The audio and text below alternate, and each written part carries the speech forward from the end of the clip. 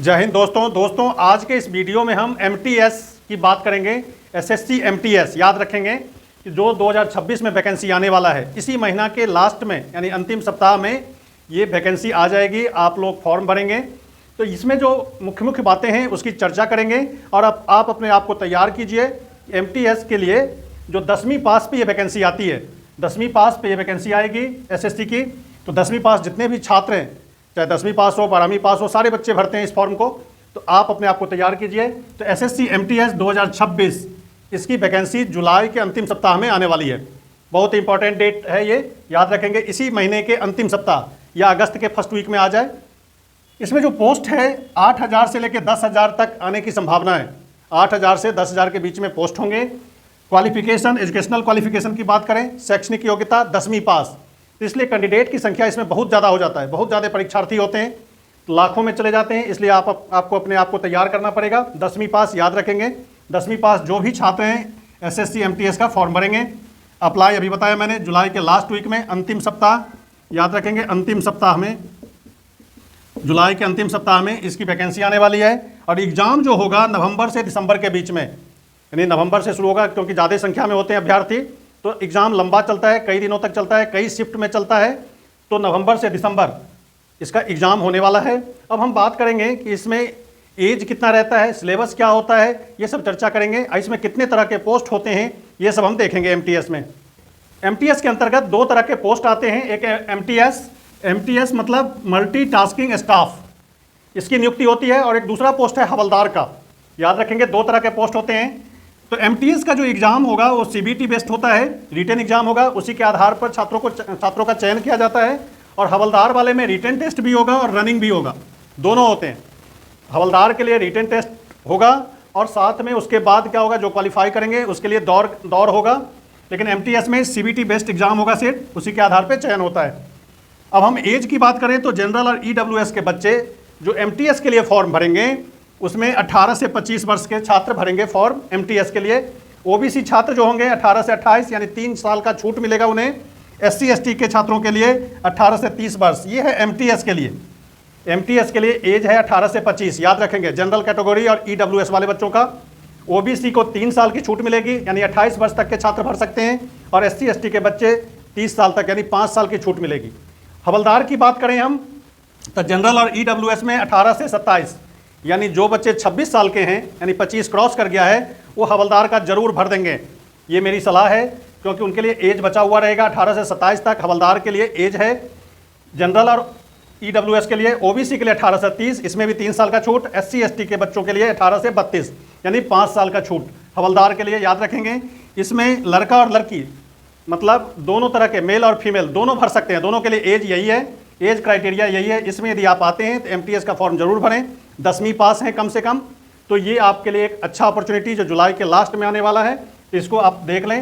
अब हम समझेंगे कि एमटीएस वाले जो बच्चे होते हैं, जो सिलेक्ट होते हैं, वो काम क्या करते हैं, कहाँ करते हैं, सैलरी कितनी होती है, ये सब हम डिस्कस करेंगे आगे। अभी देखिए आप, अब हम बात करेंगे एमटीएस कहाँ काम करते हैं और क्या क्या काम करते हैं। मल्टीटास्किंग स्टाफ, नाम ही है मल्टीटास्किंग स्टाफ, तरह तरह के टास्क को पूरा करेंगे। ये एमटीएस के जो एम्प्लॉय होते हैं वो 4th ग्रेड कर्मचारी होते हैं, मतलब 4th वर्गीय कर्मचारी होते हैं। ऑफिस में जो चपरासी का काम होता है, इस तरह का काम वो देखते हैं। यानी केंद्र सरकार के अधिकांश मंत्रालय में काम करते हैं, सेंट्रल गवर्नमेंट के अधिकांश मंत्रालय और विभिन्न कार्यालय सेंट्रल गवर्नमेंट के जो विभिन्न कार्यालय हैं उसमें ये काम करेंगे 4th ग्रेड के रूप में। और क्या क्या काम होता है इनका, तो फाइलिंग का काम, फाइल को इधर से उधर, इस टेबल से उस टेबल ले जाना, फोटो कापी करवा के लाना, फोटो कापी करना, रिकॉर्ड रखना, किसी भी डाटा का, किसी भी फाइल का रिकॉर्ड रखना। कंप्यूटर यदि आपको आता है तो कंप्यूटर पर बेसिक काम आपको दे दिया जाएगा, डाटा एंट्री का, चाय पानी लाना, डायरी डिस्पैच, यानी ऑफिशियल वर्क जो होते हैं ऑफिस में इधर से उधर का काम, अर्दली वाला काम होता है। तो ये आपका काम होगा जब आप एमटीएस पास कर जाएंगे। टीएस में जो हवलदार का पोस्ट होता है वो क्या क्या काम करता है और कहाँ काम करता है, तो हवलदार कुछ चुनिंदा विभाग में काम करते हैं। सेंट्रल गवर्नमेंट के कुछ खास तरह के विभाग होते हैं उसमें काम करते हैं, जैसे ईडी पता है, इन्फोर्समेंट डायरेक्टरी, एमओएसपीआई, स्टैटिस्टिकल डिपार्टमेंट मतलब सांख्यिकी विभाग में, या रक्षा मंत्रालय के कैडर में इनको जॉब मिलती है। जो हवलदार पोस्ट के लिए अप्लाई करेंगे और सिलेक्ट होंगे तो इन्हीं मंत्रालय में, रक्षा मंत्रालय के कैडर में काम करेंगे ये। ईडी के ऑफिस में या कुछ इस तरह के जो डिपार्टमेंट होते हैं उसमें काम करते हैं, सांख्यिकी विभाग में काम करते हैं। इनका काम क्या होता है? प्रशासनिक सहायता देना। इसके अलावा फाइल मैनेजमेंट, रिकॉर्ड रखना, फाइल को इधर से उधर ले जाना।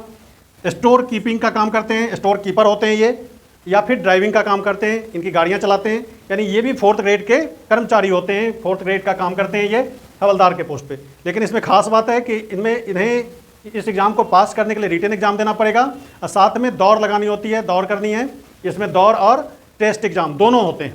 तो हम देखते हैं रनिंग कितना है, और रनिंग के बाद इसके PST होंगे, फिजिकल स्टैंडर्ड टेस्ट, उसमें इनका हाइट या चेस्ट ये सब लिया जाता है, उसकी बात करेंगे। हवलदार का पोस्ट आता है, उसके लिए रनिंग जो होता है उसमें 1600 मीटर दौड़ना होता है।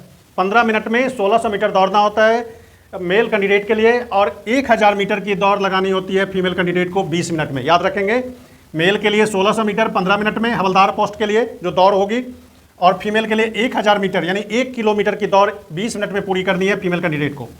यदि फिजिकल स्टैंडर्ड की बात करें तो मेल के लिए हाइट 157.5 सेंटीमीटर और चेस्ट 81 से 86, फुला करके 5 सेंटीमीटर का एक्सपेंशन होना चाहिए, मिनिमम 81, अब फुलाने के बाद 86 सेंटीमीटर। फीमेल में यदि हम हाइट की बात करें तो 152 सेंटीमीटर का, और वेट 48 kg, कम से कम 48 kg, ये आपका फिजिकल स्टैंडर्ड होना चाहिए हवलदार के लिए जो MTS के अंतर्गत आता है। तो इस पोस्ट को भी आप लोग भर सकते हैं, जो इंटरेस्टेड होंगे इस पोस्ट के लिए वो भरें। और अब हम बात करेंगे इसकी सैलरी की, क्या कुछ सैलरी मिलता है MTS के अभ्यर्थियों को जो MTS पास कर जाते हैं, तो ज्वाइनिंग के समय कितनी सैलरी होती है और एग्ज़ाम किस तरह का होता है, एग्ज़ाम में क्या क्या पूछा जाता है, ये सब हम आपको बताएंगे अभी। इसी MTS के स्टाफ को कितना सैलरी मिलता है, यानी 10वीं पास एग्जाम होता है, 4th ग्रेड कर्मचारी होते हैं, तो मन में आता होगा सैलरी कितना है। काम के बारे में मैंने बता दिया, क्या क्या काम करना होता है, कहाँ काम करना होता है। तो इसकी सैलरी 35,000 से लेकर के 40,000 के बीच में बनती है। और इसके अलावा जितने भी गजेटेड और छुट्टी होते हैं वो सारे छुट्टी का लाभ इनको मिलता है।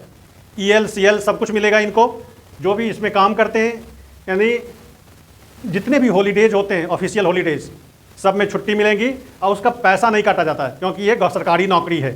इसलिए आप सभी से अपील है कि आप MTS जो अभी जुलाई के लास्ट में आने वाला है, आप इसको भरें। और तैयारी करने के लिए आप झा एग्जाम पेज चैनल को जरूर सब्सक्राइब कर लें।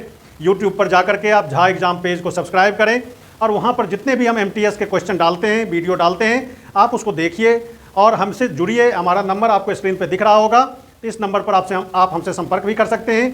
यदि आप फेसबुक और इंस्टाग्राम पर आप एक्टिव हैं तो वहाँ पर जाकर के जरूर हमें फॉलो कीजिए, वहाँ से भी आपको बहुत सारी जानकारियाँ मिलेगी। तो MTS के लिए तैयारी शुरू कर दें, अभी से नवंबर दिसंबर में इसका एग्ज़ाम होना है।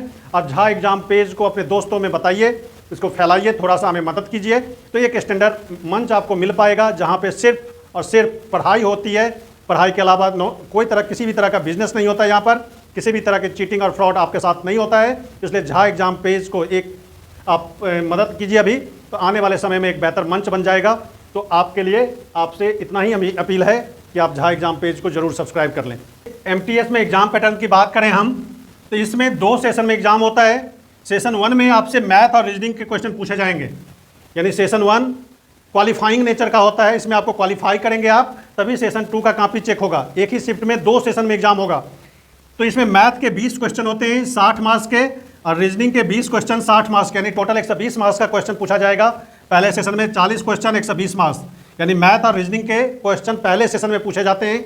इसमें यदि आप क्वालिफाई करेंगे तभी सेशन 2 का कॉपी जांच होता है। एग्जाम तो एक साथ हो जाएगा, यानी 45 मिनट इसके लिए मिलते हैं, 45 मिनट उसके लिए मिलते हैं दूसरे सेशन के लिए, बीच में कुछ टाइम गैप मिल जाता है आपको। एक ही शिफ्ट में आपको एग्जाम होगा, लेकिन ये क्वालिफाइंग नेचर का है, तो क्वालिफाई करना बहुत ज़रूरी है। और इसमें खास बात है कि नो निगेटिव मार्किंग, इस एग्ज़ाम में किसी भी तरह का निगेटिव मार्किंग नहीं है। तो थोड़ी बहुत आपको लगता है कि संभावना कि ये क्वेश्चन सही हो सकता है, तो आप रिस्क ले सकते हैं। तो मैथ और रीजनिंग आपको फोकस करना होगा, पहले आपको क्वालिफाई करना होगा। 40 क्वेश्चन 120 मार्क्स का 45 मिनट में बनाना होता है। ये पहले सेशन की हमने बात की, निगेटिव मार्किंग इसमें बिल्कुल नहीं होता है। अब दूसरे सेशन में क्या होता है उसको देखिए आप।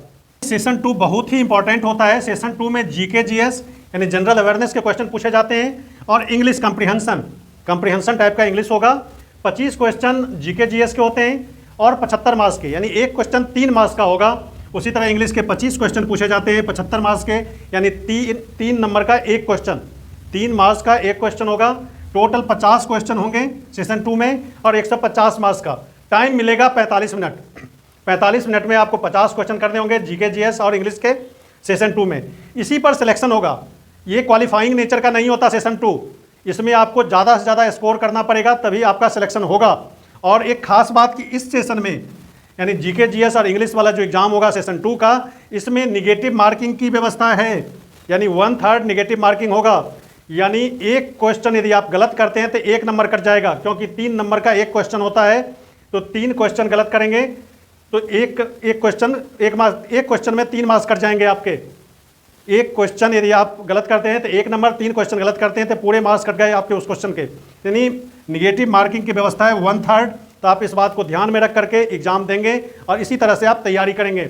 यानी सिलेक्शन होना है सेशन 2 पे, तो जीके जीएस पर फोकस करना है, जनरल अवेयरनेस पे, इंग्लिश को बेहतर बनानी है, इंग्लिश कंप्रहेंसिव होगा, ज़्यादा से ज़्यादा क्वेश्चन कंप्रहेंसिव नेचर के होते हैं, यानी पैसेज दिया हुआ रहेगा उसको पढ़ के जवाब देना होता है, फिल इन द ब्लैंक्स होंगे उसमें, ये सब काम करना होता है, प्रीपोजिशन, आर्टिकल, ये सब आपको पढ़ने होंगे, वॉइस, नरेशन, इस सबको पूरे को देखना होगा। तो इंग्लिश इस तरह का होगा, जीके जीएस आप जानते ही हैं, दिन भर आप पढ़ते ही रहते हैं जीके जीएस। तो क्वालिफाई करने के लिए मैथ रीजनिंग भी पढ़ना होता है, तो मैथ रीजनिंग के लिए सबसे बेहतर मंच झा एग्जाम पेज, आप वहाँ आइए और हमारे चैनल को सब्सक्राइब कीजिए, दोस्तों को बताइए, ज़्यादा से ज़्यादा शेयर कीजिए। और इस वीडियो को देखने के लिए धन्यवाद। अगले वीडियो में हम कुछ और नया चीज़ लेकर के आते हैं, तब तक आप झा एग्जाम पेज को सब्सक्राइब कर लीजिए और वहाँ पर जो भी क्वेश्चन हमने मैथ रीजनिंग का बताया है, जो भी वीडियो आपको दिखता है, आप जरूर देखिए उस वीडियो को और सीखिए, ज़्यादा से ज़्यादा प्रैक्टिस कीजिए। मेरी शुभकामना है कि आप झा एग्जाम पेज को जरूर सीखेंगे, झा एग्जाम पेज से कुछ जरूर सीखेंगे। तो आप सीखिए, पढ़िए, खुश रहिए। आज इतना ही, धन्यवाद।